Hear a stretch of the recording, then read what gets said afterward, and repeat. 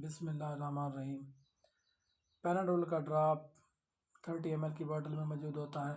इसके 0.8 ml में 80 milligram paracetamol दवाई मौजूद होती है। इसके अंदर एक ड्रॉपर होता है जो 0.4 से 0.8 ml का होता है।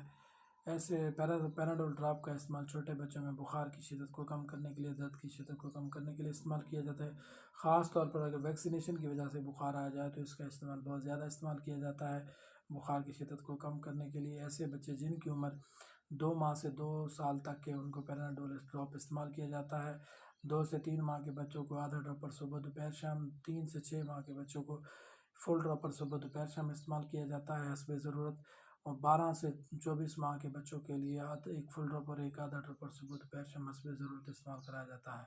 कोशिश किया करें कि पैनाडोल या किसी भी किस्म की मेडिसिन का असल मेडिकेशन से गुरेज किया करें। अपने डॉक्टर के मुस्तनद डॉक्टर के मशवरे के मुताबिक दवाई इस्तेमाल